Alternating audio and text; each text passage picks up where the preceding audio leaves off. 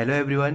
स्वागत है आपका एजुकेशनल मॉन्क यूट्यूब चैनल में। और आज हम पढ़ने वाले हैं गॉस थ्योरम का सेकंड एप्लीकेशन, यानी कि गॉस लॉ का सेकंड एप्लीकेशन, जो क्या है, electric field due to a non conducting charged sheet of infinite extent. इसका मतलब अनंत विस्तार की आवेशित अचालक सीट के कारण विद्युत क्षेत्र। तो इसमें सबसे पहले हम क्या करेंगे, सबसे पहले मैंने क्या करा, एक चार्ज सीट बना दी। अब सीट मैंने क्या बोला था कि इनफाइनाइट एक्सटेंट, यानी कि क्या होगी, अनंत विस्तार की। अनंत विस्तार की नहीं बना सकते तो मैंने एक कोई फाइनाइट रेंज की बना दी, मतलब एक ठीक ठाक साइज की मैंने बना दी, क्योंकि इनफाइनाइट में बना नहीं सकता, इस पर ड्रॉ करना क्या होगा, इनफाइनाइट पॉसिबल नहीं होगा ना। तो इसलिए मैंने क्या कर रहा, एक सीट बना ली जिसको हम मान लेंगे कि वो क्या है, अनंत विस्तार की, मतलब बहुत बड़ी सीट है। तो उसमें क्या करा मैंने, मैंने उसको क्या करा, एक चार्ज दे दिया। अब कैसी सीट है, चार्ज सीट है, यानी कि उसको क्या देना पड़ेगा, एक चार्ज देना पड़ेगा। तो मैंने क्या करा, उस सीट पे मैंने क्या करा, प्लस चार्ज यहाँ पे मैंने इंट्रोड्यूस करा दिया, या उस सीट को मैंने प्लस चार्ज दे दिया। अब प्लस चार्ज इसलिए लिया है कि प्लस चार्ज में हमारी कैलकुलेशन थोड़ा सा क्या होती है, ईजी हो जाती है, क्योंकि हमारा इलेक्ट्रिक फील्ड प्लस चार्ज से क्या होता है, बाहर की तरफ होता है ना, जैसा कि हमने अभी स्टार्टिंग में पढ़ा था। तो इलेक्ट्रिक फील्ड क्या होगा, बाहर की तरफ होगा। तो अब इसको क्या करा मैंने, एक प्लस चार्ज दे दिया, और इसका इलेक्ट्रिक फील्ड कहाँ है, इस तरफ भी बाहर की ओर, इस तरफ भी बाहर की ओर। और ये सीट क्या है, इस तरीके से एडजस्ट है, इसको इस ऐसे समझ लो, ये सीट है, ये मैंने इस तरीके से खड़ी रख रखी है, ठीक है, इस तरीके से बोल सकते हैं, खड़ी। तो इसके इलेक्ट्रिक फील्ड इस तरफ भी है, इस तरफ भी है। अब इसमें समझते हैं। तो अब करना क्या है, हमें हमें इलेक्ट्रिक फील्ड निकालना है। तो इलेक्ट्रिक फील्ड निकालने के लिए अब एक गॉस थ्योरम का यूज करना है। तो इसका मतलब हमने क्या करा, एक तरीके से इसको क्या करना पड़ेगा, हमें क्लोज सरफेस के रिस्पेक्ट में कंसिडर करना पड़ेगा, क्योंकि गॉस थ्योरम कहाँ एप्लीकेबल होती है, जहां हमारा क्लोज्ड सरफेस आते हैं। तो इसके लिए क्या करा मैंने, सबसे पहले एक गॉसियन सरफेस एज्यूम कर लिया। और वो गॉसियन सरफेस कैसा है, इस सीट में धंसा हुआ है, ठीक है, इस सीट में धंसा हुआ है, कहने का मतलब कि हमारी सीट इस तरीके से है। तो हमने क्या करा, गॉसियन सरफेस को इस तरीके से धंसा दिया, मतलब दोनों तरफ, ठीक है। और कैसा गॉसियन सरफेस लिया मैंने, जैसा कि यहाँ पे दिख भी रहा होगा, सिलेंड्रिकल गॉसियन सरफेस, मतलब बेलन के तरीके का गॉसियन सरफेस। तो अब मैंने कुछ चीजें इसमें पहले से मेंशन कर ली हैं, तो उनको भी देखते हैं। तो सबसे पहले इस तरीके से लिखेंगे, let us consider a non conducting sheet of infinite extent, जो हमने कंसीडर कर दी है, और उसकी surface charge density, its surface charge density sigma equals to Q upon A. Surface charge density क्या होती है, चार्ज अपॉन एरिया, और ए क्या हो गया, मैंने विथ रिस्पेक्ट टू जहां पे भी हम एरिया कंसीडर करेंगे, एरिया लेके चलेंगे। अच्छा, फिर उसके बाद क्या करा, हमने क्यू चार्ज इसको दे दिया, और क्यू चार्ज देने के बाद क्या करा, एक गॉसियन सरफेस हमने एज्यूम कर लिया। Late us consider a cylindrical Gaussian surface, ये हमने इस तरीके से ले लिया है। अब इस गॉसियन सरफेस में हमें क्या मिलते हैं, तीन फेसेज मिलते हैं, S1, S2 और कर्व्ड वाला फेस S3। और उसके रिस्पेक्ट में मैंने क्या ले लिए, स्मॉल एलिमेंटल एरिया भी ले लिए हैं, DS1, DS2 और DS3। तो इन सबको भी मेंशन कर लेते हैं, हमें जो जो चीजें लिखनी है उन सबको मेंशन कर लेते हैं। तो let us consider a cylindrical Gaussian surface, फिर आगे क्या लिखेंगे, S1, S2 and S3 are three parts of Gaussian surface and ds1, ds2 and ds3 are three elemental areas with respect to, जो हमने गॉसियन सरफेस लिए S1, S2, S3 with respect to S1, S2 and S3, ठीक है। तो अब जो जो चीजें हमने मेंशन कर ली, जो जो चीजें हमने इसमें ड्रॉ कर रखी है, उसको मैंने इस तरीके से मेंशन कर लिया है। अब आगे देखते हैं, अब क्या करना है, सबसे पहले हमें गॉस थ्योरम का यूज करना है। तो सबसे पहले क्या करेंगे, हम फ्लक्स निकालेंगे, किससे, S1 सरफेस से, फिर S2 सरफेस से, फिर S3 सरफेस से। और इन सब से जो टोटल फ्लक्स निकलेगा उसको हम, टोटल फ्लक्स को क्या करेंगे, इन तीनों का सम हो जाएगा टोटल फ्लक्स। टोटल फ्लक्स को हम क्या करेंगे, इलेक्ट्रिक फील्ड के रिस्पेक्ट में फिर गॉस लॉ अप्लाई करके निकालेंगे। अब ये सब किस तरीके से करेंगे धीरे धीरे समझते हैं। अब जैसा कि मैंने अभी बताया कि ये प्लस चार्ज है, तो इससे इलेक्ट्रिक फील्ड कहाँ की तरफ होगा, बाहर की तरफ होगा। तो बाहर की तरफ, ये भी बाहर की तरफ डायरेक्शन और ये भी बाहर की तरफ डायरेक्शन है। क्यों? क्योंकि मैंने अभी बताया था जो हमने सीट है वो इस तरीके से रखी है और गॉसियन सरफेस इस तरीके से, जैसे मैंने पेन फंसा रखी है इसके अंदर धंसा हुआ है इस तरीके से। तो सबसे पहले देखते हैं, फ्लक्स निकालते हैं S1 के थ्रू। Flux through S1। तो S1 के थ्रू फ्लक्स कैसे निकालेंगे? फ्लक्स का हमारे पास फॉर्मूला है, क्या होता है, फ्लक्स फाई इक्वस टू क्या होता है, E इंटू एस या ई डॉट एस या इसी को क्या बोलते हैं, ई एस कॉस थीटा। अब देखो, अब हमने जो स्मॉल एलिमेंटल एरिया निकाले ना, तो सबसे पहले इसके हिसाब से निकालेंगे। तो इसके हिसाब से फ्लक्स निकालेंगे, तो मैं S1 से जो फ्लक्स आ रहा है उसको बोल देता हूँ φ1। तो अब स्मॉल एलिमेंटल एरिया ले रखा है, तो सबसे पहले जो फ्लक्स आएगा वो किस तरीके से आएगा, डी φ1 इक्वल टू क्या हो जाएगा, E into D S one cos theta. Dot product होता, E dot D S one होता, उसको मैंने सीधे E D S one cos theta लिख दिया। अब देखते हैं यहाँ पे थीटा क्या होगा। अब थीटा एंगल देखो, जो हमारा S1 वाला पार्ट है, इलेक्ट्रिक फील्ड कहाँ जा रहा है, इस तरफ जा रहा है, और DS1 की डायरेक्शन भी कहाँ है, इस तरफ। जो भी हमारा एरिया वेक्टर होता है उसकी डायरेक्शन हमेशा टुवर्ड्स नॉर्मल होती है। तो इस सरफेस से नॉर्मल कहाँ की तरफ होगा, इस तरफ होगा ना। जैसे ये सरफेस है, ये पेन की टिप समझ लो आप, ठीक है। ये किस तरीके की है, ये हमारा क्या है, इसी सिलेंड्रिकल समझ लीजिए। तो इसका कहाँ का होगा, बाहर की तरफ, तो इस डायरेक्शन में। तो इलेक्ट्रिक फील्ड भी सेम डायरेक्शन में। तो जो हमारा थीटा एंगल आ गया, इलेक्ट्रिक फील्ड और DS1 सेम डायरेक्शन में, तो यहाँ से हमें थीटा क्या मिल जाएगा, सिंस थीटा इक्वस टू 0, तो यहाँ से हमें क्या मिल जाएगा, डी φ1 इक्वस टू कितना आ जाएगा, डी φ1 इक्वस टू आ जाएगा आपका E D S one cos 0। और कॉस 0 की वैल्यू कितनी होती है, 1 होती है। तो यहाँ से क्या मिल गया मुझे, ई इंटू डी एस वन। अब देखते हैं, ये तो क्या आ गया, डी φ1 आ गया। अगर टोटल फ्लक्स निकालेंगे φ1 इक्वल टू क्या हो जाएगा, जो हमारा DS1 क्या था, इसका छोटा सा पार्ट था, ऐसे DS1 बहुत सारे पार्ट मिलके क्या बनाएगा, ये पूरा S1 कंप्लीट हो जाएगा।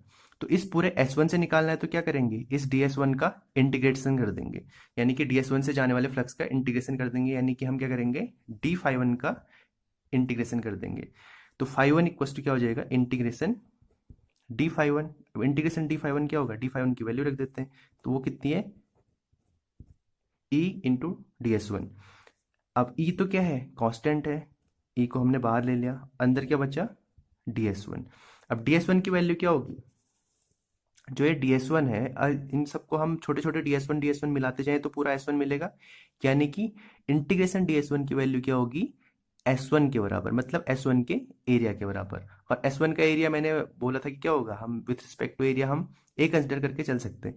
तो इस S1 का एरिया मैं ए बोल देता हूँ, और जैसा S1 का एरिया होगा वैसा ही S2 का भी होगा। तो इसका भी मैंने ए बोल दिया, इसको हम अभी आगे नेक्स्ट वाले में करेंगे, तो मैंने पहले से मेंशन कर लिया ए, ठीक है। अब देखते हैं इंटीग्रेशन डी φ1 की वैल्यू कितनी आ जाएगी, ई इंटीग्रेशन DS1 हो गया, और DS1 की वैल्यू हमने कितनी बोली है, ए बोलते, ए एरिया बोल दिया। वैसे हम πr² वाले फॉर्मूले से भी निकाल सकते हैं, क्या होता है, ये सर्कुलर होता है ना, ठीक है, सर्कुलर होता है, ये पार्ट क्या है, सर्कुलर है हमारा, बट उसकी ज़रूरत नहीं है, उससे थोड़ा सा और हमारा क्या हो जाएगा, लेंदी हो जाएगी। तो इसलिए मैंने ए कंसिडर करके चल लिया, और हमें φ1 की वैल्यू यहाँ से मिल गया, और इसको मैं बोल देता हूँ इक्वेशन 1, ठीक है। अच्छा, 1 हमने यहाँ कंसिडर कर ली, तो इसको इक्वेशन 2 बोल देते हैं, ठीक। अच्छी, फ्लक्स थ्रू S1 मिल गया। ऐसे अब निकालेंगे flux through S2। Flux through S2। अब S2 से फ्लक्स कैसे निकालेंगे, सेम प्रोसेस।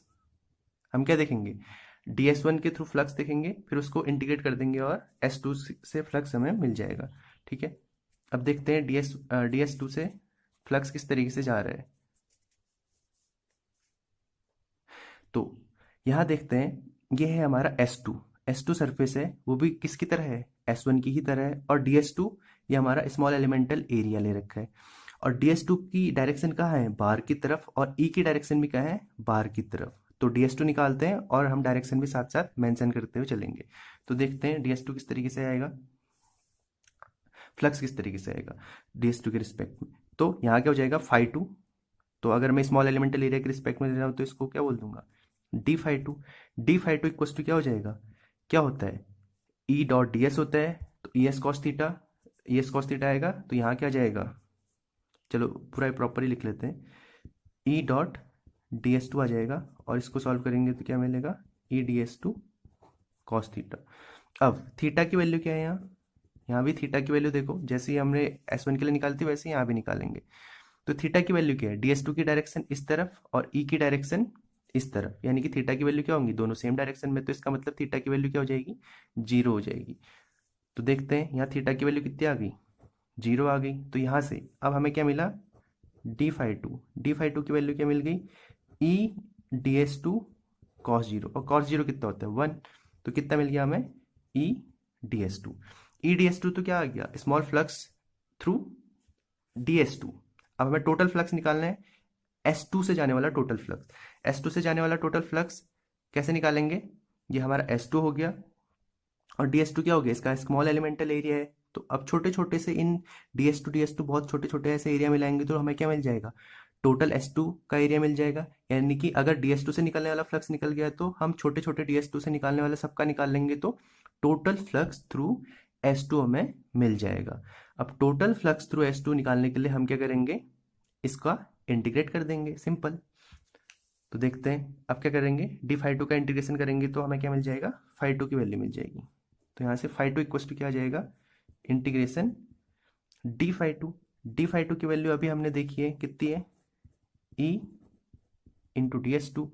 ई तो क्या है, कांस्टेंट टर्म है, ई तो फिक्स होगा ना, क्योंकि हमने क्यों चार्ज फिक्स दे रखा है उसे। तो ई इंटीग्रेशन डी एस टू, और डी एस टू की वैल्यू भी कितनी होगी, सारा टोटल एरिया मिल जाएगा। हाँ ठीक है, जैसा कि अभी इससे पहले वाले केस में कंसिडर करा था, सेम चीज़ दोबारा से रिपीट हो रही है तो चीज़ें और अच्छे से क्लियर हो जाएंगी। तो क्या हो जाएगा, इस पूरे का एरिया, अब जितना एरिया ये होगा, अगर सिलेंडर का एक फेस का यानी कि एक सर्कल का एरिया जितना होगा उतना ही दूसरे सर्कल का भी होगा, तभी तो सिलेंडर है। ठीक, तो इसका एरिया भी कितना है, ए कंसिडर कर लिया, तो इंटीग्रेशन डी एस टू की वैल्यू भी कितनी आ जाएगी, ए आ जाएगी। तो कितना मिल गया, ए इंटू ए मिल गया, और ये बन गया हमारी इक्वेशन थर्ड। अब हमें क्या मिल गया है, एस वन से जाने वाला फ्लक्स, एस टू से जाने वाला फ्लक्स, अब हमें क्या चाहिए, एस थ्री से जाने वाला फ्लक्स। तो एस थ्री से जाने वाला फ्लक्स देखो, ये हमारा एस थ्री, यानी कि जो सिलेंडर का कर्व्ड सरफेस एरिया है वो है एस थ्री, और एस थ्री में स्मॉल एलिमेंटल एरिया है डी एस थ्री। तो इसके लिए फ्लक्स निकालेंगे, इसके लिए भी सेम प्रोसेस उसी तरीके से करेंगे। तो देखते हैं डी एस थ्री से जाने वाला फ्लक्स, ठीक है, तो एस थ्री से जाने वाले फ्लक्स को निकालते हैं।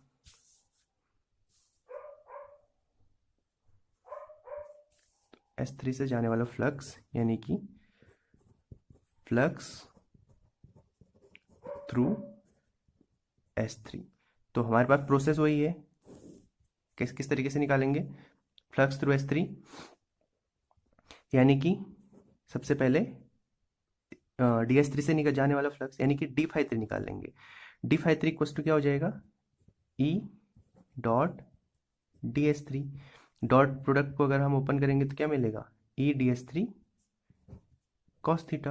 अब थीटा एंगल कितना होगा यहाँ, अब थीटा एंगल को ऑब्जर्व करते हैं और थीटा की वैल्यू हम देखते हैं। ठीक है, तो थीटा एंगल जैसा कि अभी हमने देखा था कितनी आई थी, देखो ये है हमारा एस थ्री और ये है D s three small elemental area. D s three हमारा जा रहा है इस डायरेक्शन में और ई जा रहा है इस डायरेक्शन में, तो आप देखेंगे ये एक इस डायरेक्शन में जा रहा और एक इस डायरेक्शन में जा रहा, तो इन दोनों के बीच में एंगल कितना बन रहा, 90 डिग्री। ठीक है, तो डी एस थ्री और ई के बीच में एंगल कितना है, 90 डिग्री। तो हमारा थीटा इस केस में यानी कि कर्व्ड वाले केस में ये कर्व पूरा आएगा यहाँ से यहाँ तक का। ठीक, तो कर्व्ड वाले केस में हमारा कितना हो जाएगा, एंगल 90 डिग्री, यानी कि हमें थीटा की वैल्यू कितनी मिल जाएगी, थीटा इक्वस टू 90 डिग्री। तो यहाँ से क्या मिल गया, d phi three equals to क्या मिल गया, E D s three cos 90, और कॉस 90 की वैल्यू क्या होती है, जीरो, तो इसका मतलब ये पूरा क्या हो गया, जीरो हो गया। और अगर हम फाई थ्री निकालेंगे यानी कि टोटल फ्लक्स निकालेंगे, एस थ्री से जाने वाला टोटल फ्लक्स फाई थ्री होगा, फाई थ्री कितना हो जाएगा, इंटीग्रेशन डी फाई थ्री जो कितना है, जीरो, तो अल्टीमेटली ये भी कितना हो गया, जीरो, और इसे बोल दिया मैंने इक्वेशन फोर। अब हमें क्या मिल गया, टोटल फ्लक्स टोटल फ्लक्स मिल चुका है। Total flux phi equals to कितना हो जाएगा, φ1 प्लस φ2 प्लस φ3। तो इक्वेशन हमारी 2 3 4 से φ1 φ2 φ3 की वैल्यू मिल जाएगी। φ1 φ2 की वैल्यू तो सेम आई थी, कितनी आई थी, e इंटू ए प्लस ई इंटू ए प्लस φ3 की वैल्यू कितनी होगी, 0। यानी कि टोटल फ्लक्स की वैल्यू हमें कितनी मिल गई, ई इंटू ए यानी कि 2 e इंटू ए। इसको मैं बोल देता हूँ इक्वेशन 5। हमें टोटल फ्लक्स मिल चुका है। अब हमें क्या निकालना है, इलेक्ट्रिक फील्ड। लेकिन अकॉर्डिंग टू गॉस क्या होता है, हमने पढ़ा है according to Gauss phi equals to क्या होता है, क्यू अपॉन एप्सिलॉन नॉट। इसको बोल देता हूँ इक्वेशन 6। ठीक है, तो इक्वेशन 5 एंड 6 से देखो आप, फाई तो हमें अभी निकाला इतना आया, लेकिन गॉस ने बोला फाई कितना होता है, क्यू अपॉन एप्सिलॉन नॉट होता है। तो इन दोनों को इक्वेट कर देंगे क्योंकि दोनों फाई की वैल्यू है। तो इक्वेशन 5 एंड 6 से क्या मिला, 2 EA equals to Q upon epsilon naught. अब यहाँ से हम क्या कर देंगे, ई को अकेला कर देते हैं और सारा इसके साथ साथ जो है उनको यहाँ क्रॉस में भेज देते हैं। तो हमें क्या मिल जाएगी, इलेक्ट्रिक फील्ड मिल जाएगा। तो ई इक्वस टू कितना मिल गया, Q upon 2A epsilon not. ये हमारा क्या आ गया, इलेक्ट्रिक फील्ड आ गया। अब इस इलेक्ट्रिक फील्ड को हम सरफेस चार्ज डेंसिटी के रिस्पेक्ट में भी देख लेते हैं। तो सरफेस चार्ज डेंसिटी हमने स्टार्टिंग में लिखा था, क्या लिखा था, दोबारा से एक बार दिखा भी देता हूँ। Surface charge density sigma equal to क्या था, क्यू अपॉन ए। तो क्यू अपॉन ए जहाँ भी मिलेगा वहाँ हम क्या रख सकते हैं, सिग्मा रख सकते हैं। तो देखते हैं सरफेस चार्ज डेंसिटी के रिस्पेक्ट में, तो हमें क्या मिल जाएगा, E equal to Q upon A की जगह हम क्या रख सकते हैं, सिग्मा रख सकते हैं। तो ई इक्वल टू कितना मिल गया, सिग्मा अपॉन 2 एप्सिलॉन नॉट। तो ये क्या मिल गया हमें, रिजल्टेंट फॉर्मूला जो हमें क्या चाहिए था, इनफाइनाइट एक्सटेंट वाली सीट के थ्रू। और जो सिग्मा होता है, सिग्मा किसकी जगह रखा हमने, सिग्मा इक्वल टू क्या है, क्यू अपॉन ए। तो हमने इसको भी मेंशन कर दिया।